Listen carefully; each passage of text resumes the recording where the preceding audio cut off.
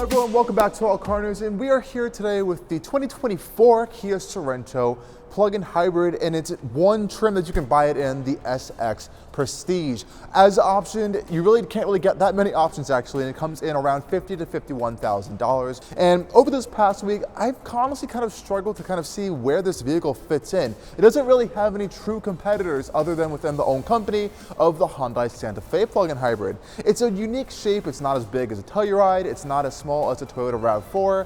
And I guess you could kind of compare it to a Grand Cherokee plug-in hybrid, but that doesn't have a third row. So this Kia Sorento plug-in hybrid is kind of a unique vehicle. It's also even more unique that it comes in one trim, so you can't really kind of customize it to your liking. Will Kia keep it going forward, or will they replace it? I'm not too sure, and this may be a popular offering for you if you don't want to have the full-size version of the Kia Telluride. You want a little bit more efficiency and you still need a little bit of third row space, but don't need all of that space. I think that's the best case for this vehicle. Otherwise, I'm going to take you guys on a full tour over this vehicle and how it's kind of been living with me over the past week. So let's go dive into that right now. Hey guys, so what do we have under the hood here of this Sorento plug-in hybrid? Well, we have a pretty unique plug-in hybrid powertrain here. It's a 1.6 liter turbocharged 4-cylinder engine paired with a 14 kilowatt hour battery pack. We have around a 66 kilowatt electric motor, and we have all-wheel drive here with a locking center differential. It has torque vectoring capability. A lot of fun things going on here. Though it isn't as powerful as something smaller like a Toyota RAV4 Prime. This only makes around 261 horsepower and around 258 pound-feet of torque. Decent amount of power, though it could be a little bit more for this larger SUV, especially when you look at something like the RAV4 Prime, which is a little bit smaller.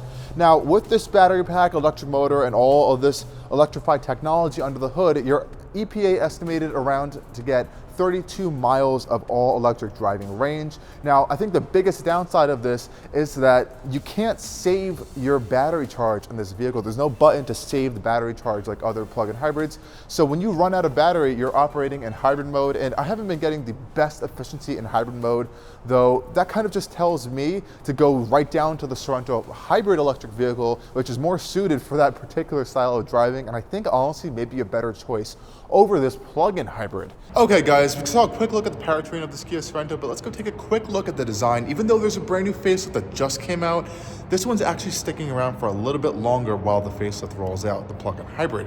Why? I'm not too sure. I think Kia is going to reveal either a new plug-in hybrid separately later on, or they may kill it off. I'm not too sure what they're doing with that, but for now, we have this 2024 Sorento plug-in hybrid for the foreseeable future. And honestly, it's not a bad looking vehicle. Yes, the facelift is a little bit more macho looking with the boxier front end, but I think this Sorento is still a just good looking general vehicle. Like, very subtle exterior design here. This isn't one of Kia's crazy designs that they have now. Up front here, we can see our signature LED lighting signature up front, and we have our projector beams up top over here, which are pretty bright at night. I do like that. We have a nice little orange accent light, and down here we actually have quad LED fog lights. So we have two right here, and we have two on the right hand side. They look quite nice at night as well. Pretty good lighting elements on this Kia, really no complaints there. Now the Sorento plug-in hybrid comes with one wheel option and one wheel option only. These 19-inch rims, and you know, for a $51,000 vehicle, you may expect something a little bit nicer, but these are meant for efficiency, and I think they're doing their job a little well. You can see the spokes on them are a little bit chunkier to kind of help air pass over a little bit better. So, you know, nothing too fancy there. Again, $51,000 vehicle, this is all you're going to be getting. Nothing too crazy back here. We do get these vertically stacked LED taillights. I like the lighting elements on the inside. It's a nice dynamic look, I think. As well as the whole rear end of the Sorento. Nothing too crazy. We do have the newer Kia badge on here though, which is nice, and that kind of brushed metal type finish. And we do have a plug-in hybrid badge back here to, of course, indicate that this is a plug-in hybrid. But I do like that they don't go above and beyond to let you know it's a plug-in hybrid. You really can't tell apart the hybrid regular gas version and the plug-in hybrid Sorento, which honestly I think is a good thing.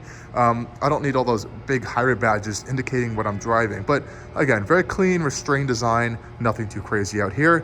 So now let's check out one of the most interesting spaces of the Sorento, and that's the rear end. We're gonna open up the trunk here from the key fob, holding down the rear button. Nice big power tailgate, opens pretty quick as well. Though, as you can see right now, the third row is up. And since the third row is up, you have absolutely no cargo space back here. Back here we have a home charger that Kia has kindly provided with the vehicle.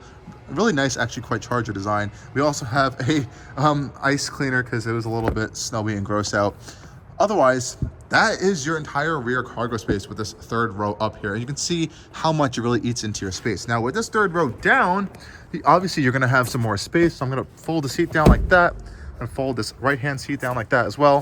Now you can see you have a pretty much of a decently sized trunk. You can notice though you have those captain's chairs in the second row, no 3 seats there. So you're gonna really have to have that third row up if you want to fit more people in your Sorento plug-in hybrid, as this is the only way you can get it configured. And this cargo cover net here, this is this little storage space here. When it's being used, you can pop it up here. Otherwise, you can just put it down here to have it stored, but that's obviously because the third row was up before I put it back there. So very limiting space back here, and to put the seats up for the third row, you really just pull these tabs up, lock them into place, and you can put the headrests up. Same thing with the driver's side, pop those up, and it's pretty easy of an operation though. If you want that extra trunk space and the third row, you're gonna wanna go with the larger Kia Telluride, though this is a nice, interesting option to have if you don't need that third row all the time and you want something a little bit more efficient than a Telluride. Now for context, I am 6 feet tall, so let's see if I can fit in this third row. Opening up the rear door, we have a pretty wide opening. It's not quite a 90-degree angle, but it's definitely more than big enough.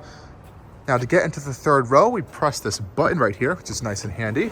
The whole seat slides forward on rails. Really nice. I love the operation. I like how big this opening is. It's kind of curved to kind of let people in. And oh boy, guys, let's do this. Ugh. Getting inside, and we're in the third row. And wow, this is tiny. I'm gonna pull this seat all the way back. Oh no, all the way back. Pull it back, and I'm not sure if you guys can see back here, but I'm really cramped. It's really tight back here. 6 feet tall, adult, not a good space to be in. The seat could move a little bit further forward, but then that person would be eating into their space here. If I sat in the middle, there isn't a middle seat, but I could fit more. You can see there are only 2 true seats back here. The same nice blue leather material, which is nice though, but you really only want to put kids back here. There's a little bit of foot space under here, really not that much whatsoever. Definitely could see kids fitting in here though. Getting out is pretty easy, just popping that button, the seat slides forward and you can exit pretty simply. And let's do so now because it's getting really cramped back here. Let's get out of the Sorento third row. Ooh, that is tight. I'm gonna push this seat all the way back into its place. Quick look on these rear door panels. We have the same materials that we're gonna find up front. So we have this blue over kind of like a beige parchment style interior theme. So this is blue plastic up here, and we're gonna have a manual rear sunshade, which is actually quite nice. Good for this $51,000 price tag. Cheap plastics down here. I wish there was more door card storage. There really isn't here. We just have this one kind of like cup holder spot here, and that's about it. On this upper hand side, we do have a really nice blend of this leather material with real stitching on here, which feels very premium. Nice big grab handle, as well as a heated rear seat button, nice big cup holder up here, and a power window switch for your automatic windows. I like this little Sorento kick plate down here, and you can see how flat the floor is. This is a fantastic feature for moving things across your floor as well as passengers. Really like that. And the seats themselves are pretty comfortable. Good amount of adjustability to kind of move this upper rest down. You can move this manually as well as to get into that third row, as we saw with the button. Hopping into the seats themselves are very comfortable actually. We can close the door. Nice solid thunk from the doors, and we have a lot of room back here as second row passengers. A lot of foot space, lots of leg room, though there really isn't too much in terms of thigh support unless I recline my seat. And if there are any third row passengers back there, they will be crushed, unfortunately. I can move the seat up more, as you can see, and then I lose my own leg space, but thankfully there are cutouts in these front seats for my legs. We do have some nice big storage cubbies in the backs of the seats, which actually feel quite nice. USB ports on the backs of the seats, though they are A, which is a little bit disappointing in this USB-C day and age we are in now. And we do have a 12-volt socket down here, a 115-volt AC plug right here. It's interesting, not at 120. And we do have a USB-A port down here. We have climate vents back here, but no way to control your climate controls back here whatsoever. So that's a little bit disappointing. I would have liked to see a separate climate control for the rear end, but again, upgrade to the Telluride if you do want that. And there is an absolutely massive panoramic glass roof that really makes this entire cabin super spacious, open, airy, and decent amount of headroom. I have about, wow. If I kind of sit in the center, I have about this much of headroom. If I sit a little bit towards the roof line, I have about this much of headroom. So still pretty good headroom all around. Opening up the door, not the most satisfying sounds, but it's not too bad. Same treatment on the door panels as well, with the blue plastic, as well as the stitching. Obviously more controls up here, and we do get memory seats for the driver. A nice amount of adjustment on the seats, though. I have to say they're pretty comfortable. We have thigh support right here with these little buttons. We also have four-way lumbar support as well, and a nice amount of just general adjustability. The seats themselves are in this blue leather, which is quite nice looking. You can also get this interior on the Telluride as well, which I had over in the spring. They are perforated and heated and ventilated, which is quite nice. Up front, we can see this, again, continuation of this kind of white over blue interior theme. This blue is everywhere on the entire steering wheel. We can see right here, we have blue with that white leather wrapped around. Again, on the center console, the blue. Really nice looking material, as well as up on the dash. Has nice textured material here, as well as some stitching and blue material on the dash as well.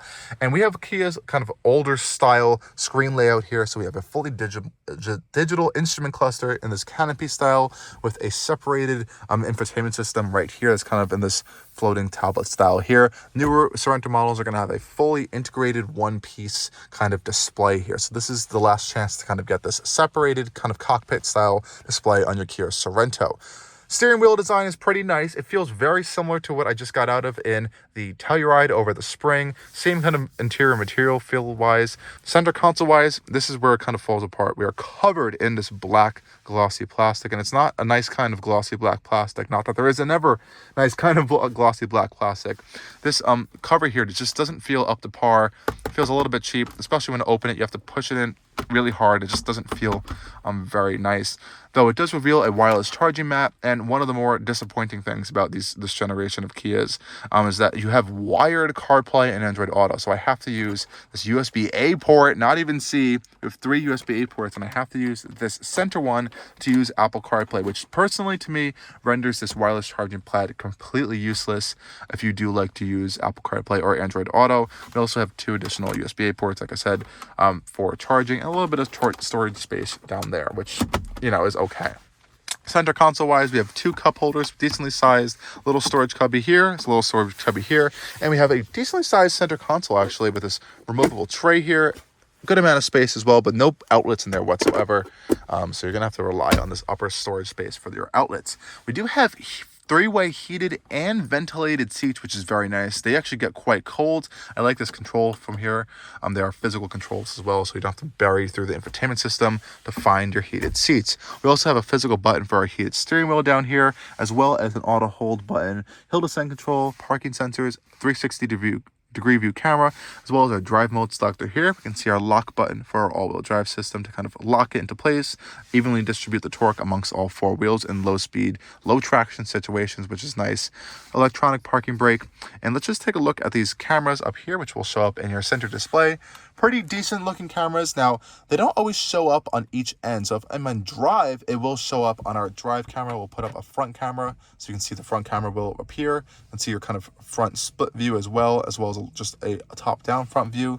But if we go into reverse, we're going to see our reversing camera with trajectory, which is nice. And you do, of course, have the parking sensors, which actually show up in your digital cluster, not in the infotainment system. And here we can find our gear selector here, which is a rotary style dial right in front of this Sorento text here. And this is actually metal. It's the only piece of metal I've been able to find on the vehicle. It feels quite nice. It's cold to the touch, and it definitely is metal, just from hearing it rub around on my nail right there. So I guess that's a nice touch to kind of select gears, though I would prefer an actual shifter, not this little rotary dial. I'm not the biggest fan of those, but that's up to personal preference.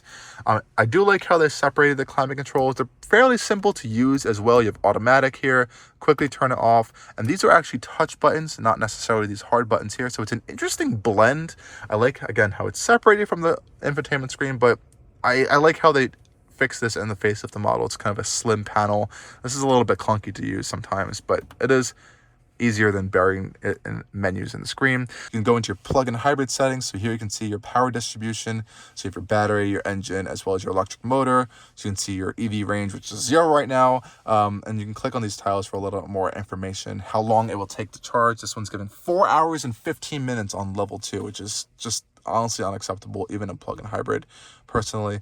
That one will find you chargers.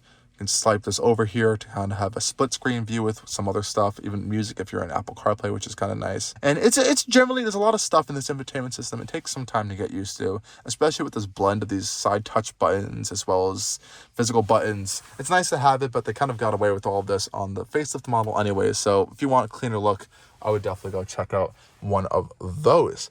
And that's a pretty nice general overview of this interior. It's a nice space. It looks nice. You have a lot of technology, but it just doesn't feel like it's hitting that $51,000 price tag. Let's go take this thing on a drive though to see how it handles in that department.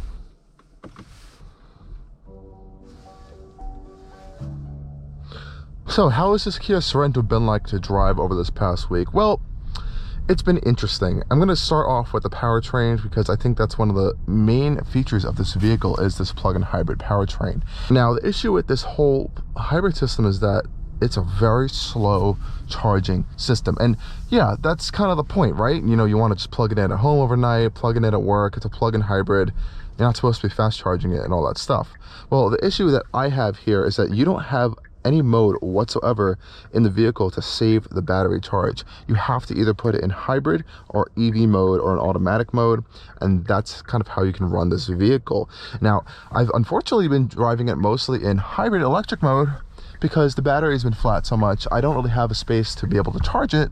So this vehicle just doesn't make any sense for me personally. And well, other plug-in hybrids just don't operate like this vehicle does either. Other plug-in hybrids allow you to save the battery while you're driving, so you can kind of just hold that battery state of charge if you want to use it at a different date. And the other issue here is with the charging speeds. I don't know what Kia was thinking, and even for a plug-in hybrid, it's very slow, that this has a really slow battery charging rate. It can only charge around 3.6 to 3.5 kilowatt of speed, and I've seen this on multiple level 2 chargers. It hasn't gone any higher than that. I'm not sure why. I think pretty sure the Nero plug-in hybrid can charge faster than this. This is a big vehicle. It's a decent sized battery pack, nothing too big, but I'm just not sure why it's charging so slow. And you're like, again, yes, it's a level 2 charger, you know, you're going to be plugging in at night or something, but other plug-in hybrids charge a lot quicker than this does. And again, I'm not sure why they went with such a slow charging speed. And that kind of turns into a time of, even on like a level 2 charger, of around 4 hours to fully charge this battery. And even in like an hour or 2 hours of charging time, you're not going to be getting a lot of just electric driving miles in this vehicle, and that's a little bit unusual to me.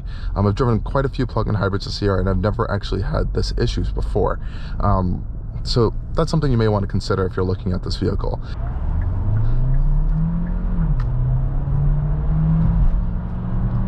Now, if you can hear, it's not the smoothest powertrain on the planet.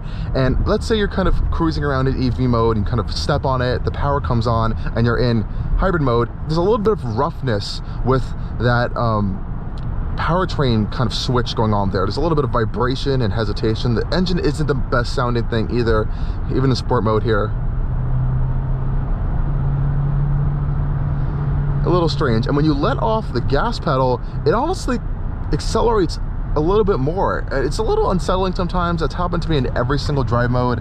I think it's just how the electric motor and gas motor are kind of tuned together to keep working, but it's a little bit unusual, especially something to get used to. You don't have anything else in here like adjustable regen and stuff, so it's kind of stuck how it is. Again, very interesting vehicle, especially for the price tag. Honestly, if you are looking at something like this, I would step down to the Sorento hybrid electric vehicle, just a pure hybrid.